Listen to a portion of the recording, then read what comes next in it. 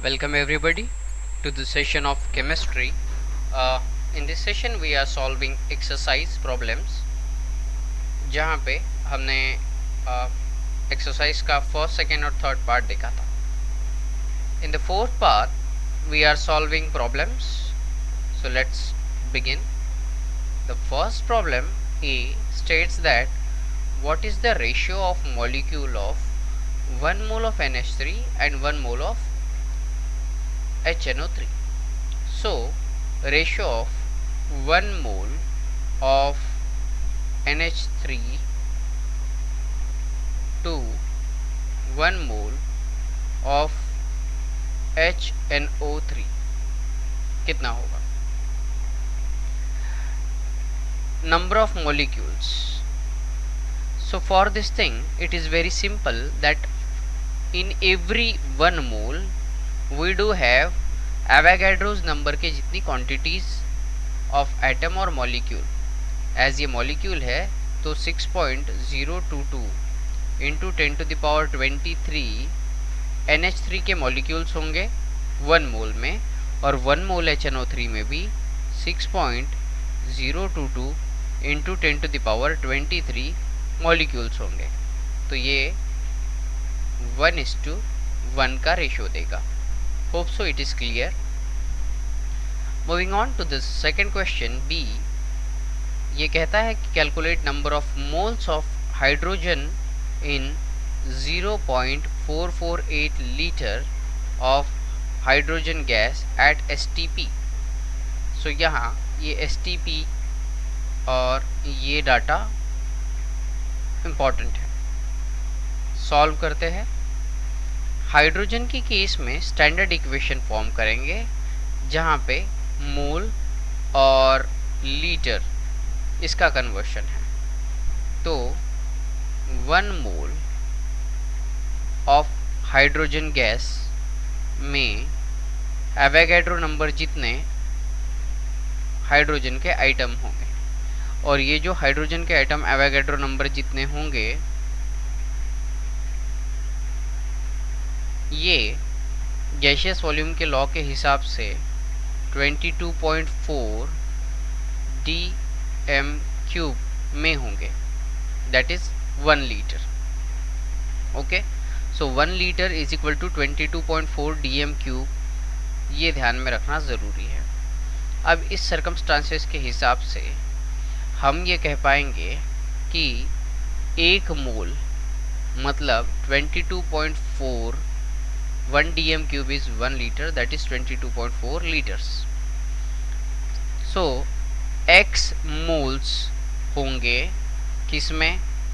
0.448 litre में. Now taking ratio, so ratio के हिसाब से x equal to 1 multiplied by 0.448 divided by 22.4.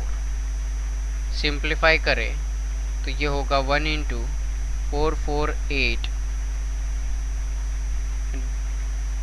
ये 448 हुआ क्योंकि इसे 1000 से मल्टीप्लाई किया, नीचे 1000 से डिवाइड करेंगे. यहाँ ये 22.4 को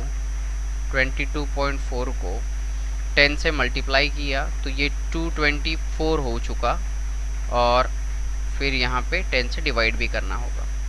ये किया तो ये हो गया 2, 10 का ये ख़त्म, सो 2 divided by 100 and this gives me 0.02 moles. Hope so. यहाँ जो ट्रिक थी वो ये थी कि 1 dm³ इक्वल टू 1 लीटर, ये ध्यान में रखना था. ठीक. और दूसरा कि गैशियस वॉल्यूम्स के केस में 1 मोल जो गैस है या एवोगैड्रो नंबर जितने मॉलिक्यूल्स, ये गैस की केस में 22.4 लीटर्स में होंगे. सो होप सो यहाँ तक कि आपको क्लियर है. ये सेकंड क्वेश्चंस. आगे बढ़ेंगे to solve next question, that is C, third question. In third question it is given a mass of an atom of hydrogen is 1.008 U. What is the mass of 18 atoms of hydrogen? Okay तो एक hydrogen जो है इसका एक atom का मास कितना है 1.008 U। 18 atoms अगर ऐसे रहे तो इनका मास कितना होगा? So mass is conservative thing, so law of conservation of mass के हिसाब से एक का अगर इतना है तो मल्टीप्लाइड बाय 18 टोटल 18 का रहेगा। इसका आंसर आता है 18.144 U and here is your answer. So pretty much standard और स्ट्रेट फॉरवर्ड क्वेश्चन, सिर्फ इतना है कि law of conservation of mass utilize होगा। Next question D states that calculate the number of atom in each of the following. Given atomic mass of iodine is equal to 127 U. Okay. Now, if atomic mass of iodine atom is equal to 127 U means एक atom का जो मास है iodine के ये इतना है।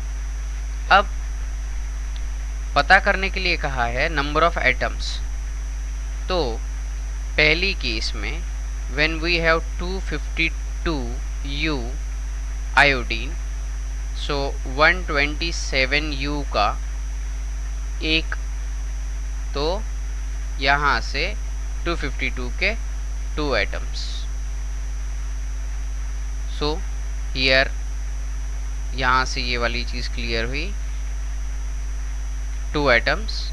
Now B 254 grams की बात कर रहे हैं। नाउ अब आया मोल कॉन्सेप्ट। यू को हटा के अगर मैं ग्राम करूँ तो ये 1 मोल के अंदर की वैल्यू होगी, मतलब 1 मोल ऑफ आयोडीन जिसमें आयोडीन के एवोगैड्रो नंबर जितने एटम्स प्रेजेंट हो उसका मास कितना 127 ग्राम्स। सो अब यहाँ से क्योंकि आपको नंबर ऑफ एटम्स पता करने थे, सो डिवाइडेड बाय, अगर मैं 127 ग्राम में एवोगैड्रो नंबर जितने मतलब 6.022 इंटू 10⁻23 है तो 254 ग्राम में से ए इतने मॉलिक्यूल्स होंगे, क्रॉस मल्टीप्लाई करेंगे तो ये होगा 6.022 into 10⁻23 multiplied by 254 divided by 127, cross करके 2 आए, ये होगा 12.044 इंटू 10⁻23। और अगर इसको सिग्निफिकेंट फिगर्स के हिसाब से तो 1.2044 into 10⁻24 atoms. So hope so आपको ये प्रॉब्लम भी पूरा अच्छे तरीके से समझ आया होगा। So here we have solved all 4 problems which are given in this series. Now let's see another question. So another question E states that a student used a carbon pencil to write his homework. A mass of this was found to be 5 mg. So carbon is given 5 milligram. 1 milligram is equal to 10⁻³ grams. ये यहाँ important रहेगा conversion जो नहीं दिया है। With the help of this calculate a number of moles of carbon in homework writing. Okay, so 12 gram of carbon is equal to 1 mole, so 5 milligram of carbon equal to x moles. Now let's convert it. So x equal to 1 multiplied by 5 milligrams, so 5 into 10 to the power minus 3 grams divided by 12. So here it will be 50 into 10 to the power minus 4 divided by 12, and which will give me 4.16 into 10 to the power minus 4 moles. Hope so समझ में आया है। ये same चीज़ कि ये कैसे पता किया, कार्बन जो होता है उसके एक एटम का मास होता है 12U, और अगर मैं इसको G कर दूं, ग्राम में कन्वर्ट कर दूं, तो 12 ग्राम कार्बन मतलब 1 मोल होगा। तो 5 मिलीग्राम जो कार्बन यूज़ किया है वो कितना मोल्स, सिंपल रेशियो लिया, क्रॉस मल्टीप्लाई करके सॉल्व किया, and I have my answer. Now moving to next page for this question. ये क्वेश्चन का कंसेक्यूटिव पार्ट होगा। यहाँ पे हमें ऑलरेडी क्या दिया है, कार्बन दिया है 5 milligram, that is 5 into 10 to the power minus 3 gram. Number of carbon atoms in 12 milligram of his homework writing. Okay, so in this case number of carbon atom 12 milligram में कितने होंगे। अब जब एटम्स की बात आ गई तो 12 ग्राम एटम मतलब 1 मोल होता है, और इसमें नंबर ऑफ कार्बन एटम होते हैं 6.022 इंटू 10 टू द पावर 23। इनका कहना है कि 12 mg लेना है, that is 12 into 10 to the power minus 3 gram में कितने एटम्स रहेंगे। सो अभी ये पार्ट और ये पार्ट का क्रॉस मल्टीप्लाई करेंगे। So we do have x equal to 6.022 into 10 to the power 23 multiplied by 12 into 10 to the power minus 3 divided by 12। 12 cancel, and ये जो पोर्शन है ये वाला हो जाएगा 6.022 into 10 to the power 20। x क्या था, number of atoms, so number of atoms. So from here you are having 6.022 into 10 to the power 20. Okay, now moving ahead to the next question in the series F. It states that Arjun purchase किया है 250 gram of glucose. So glucose जो है इसका formula है C6H12O6। ये purchase किया कितने में, 250 ग्राम 40 रुपीज़ में। Okay, find the cost of glucose पर मोल। ओके, ठीक है। सबसे पहले तो मुझे पता करना होगा कि इसका मॉलिक्यूलर मास कितना है। So 6 times carbon plus 12 time hydrogen plus 6 times oxygen. So 6 times 12 plus 12 times 1 and 6 times 16, 72 plus 12 plus 96, 96 plus 2 plus 2 100, 180. So 180 U. If I convert it into a gram, so 180 ग्राम का cost क्या होगा अगर 250 ग्राम का cost कितना है, 40 rupees है। So cross multiplication question mark equal to 40 multiplied by 180 divided by 250. Okay, on solving this we will have 5 5 ज़ा 45, 5 8 ज़ा 40। Now by again cross multiplication करेंगे तो ये 5 1 ज़ा 5, 5 6 ज़ा 30, so 1.6 into 18, so 18 into 16, 6 1 ज़ा 6 plus 4 10 plus 8 18, 1 1 1 2। ओके 1.6 से मल्टीप्लाई करना था तो 28.8, तो ये आया 28.8 rupees and here is our answer 28.8 rupees. Hope so you are clear with all this. सबसे पहले हमने क्या किया, एक मोल पता किया कितना होता है, क्योंकि एक मोल की प्राइस पता करनी थी, और इसको ग्राम में कन्वर्ट कर दिया।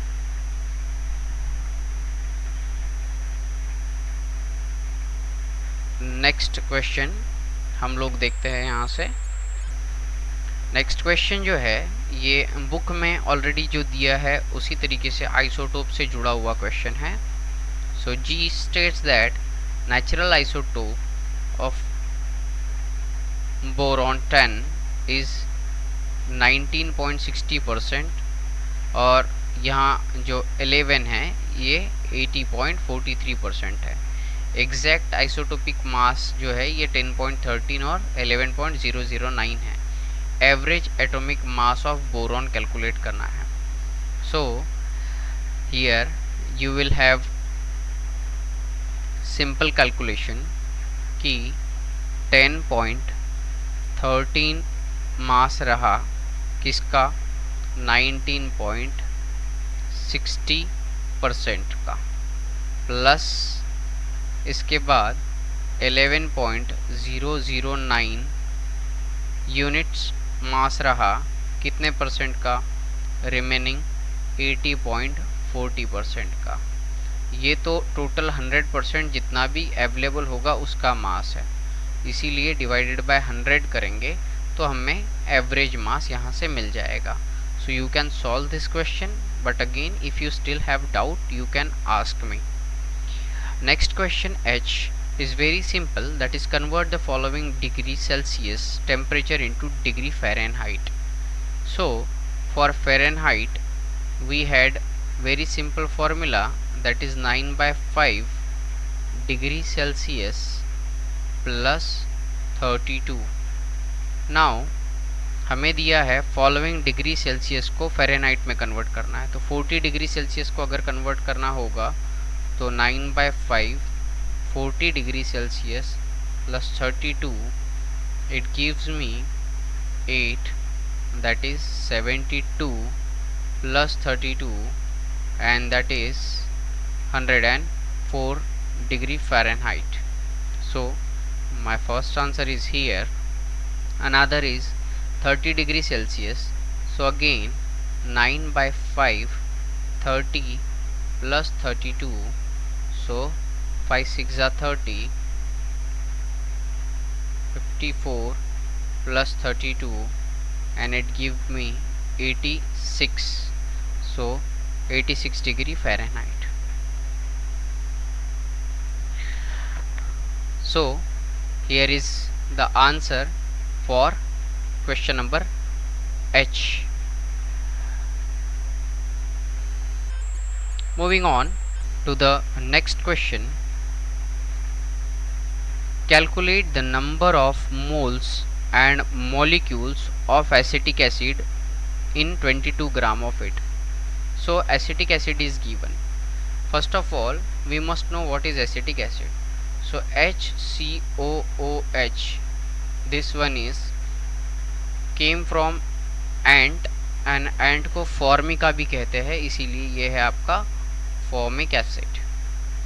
एसिटिक एसिड जिसमें पानी डालने के बाद में विनेगार तैयार होता है। सो CH3COOH is acetic acid. Now acetic acid दिया है 22 ग्राम्स, और 22 ग्राम में कितने मोल्स होते हैं से x मोल, और कितने इसके मॉलिक्यूल्स आएंगे से y मॉलिक्यूल्स, ये हमें पता करना है। सबसे पहले तो हम इसको कन्वर्ट करते हैं। यहाँ पे 2 कार्बन एटम हैं, इसके अलावा 4 हाइड्रोजन हैं और 2 ऑक्सीजन हैं। सो 12 2 ज़ा 24 प्लस 4, और ऑक्सीजन का आता है 16 2 ज़ा 32। So it's 28 plus 32, that is 70. Am I right? No, it's 60. Now if 60 gram, 60 U था, इसको हटा के ग्राम में लिखो, स्टैंडर्ड इक्वेशन। सो 60 ग्राम एसिटिक एसिड मतलब 1 मोल ऑफ एसिटिक एसिड, और इसमें एवोगैड्रो नंबर जितने, दैट इज 6.022 इंटू 10⁻23 एसिड के मॉलिक्यूल्स होंगे। तो 22 ग्राम्स में कितने मोल्स और कितने मॉलिक्यूल्स, ये पता करना है। सिंपल रेशियो एंड प्रोपोर्शन का फॉर्मूला यहाँ आप इस्तेमाल करोगे। सो when we use it, 1 minute, so simple ratio and proportion का इस्तेमाल करोगे। so x equal to here 22 divided by 60 moles हो जाएगा। तो ये आएगा 6 3 ज़ा 18, नीचे 10, फिर 19 20, 4 बचे हैं, 0.66 ज़ा 36, तो इक्वल टू 0.36 मोल्स। मॉलिक्यूल्स में सेम तरीके से रहेगा। Here y is equal to 6.022 into 10⁻23, और ये मल्टीप्लाई होगा 22 और डिवाइडेड बाय 60, दैट इज़ ये जो नंबर ऑफ मोल्स है इससे ये मल्टीप्लाई हो जाएगा। सो आप ये जो नॉर्मल कैलकुलेशन है, ये कैलकुलेशन वाला पार्ट आराम से कर सकते हो। And here we are having our first answer, ये यहाँ पे आया है, और ये दूसरा आंसर। इसको टैली कर लेना। Still if you don't get any answer, मतलब मेरे लिए कैलकुलेशन में भी अगर इशू है तो you can ask me. So till I we have solved all the question. Hope so you have understood यहाँ तक के। Thank you very very much.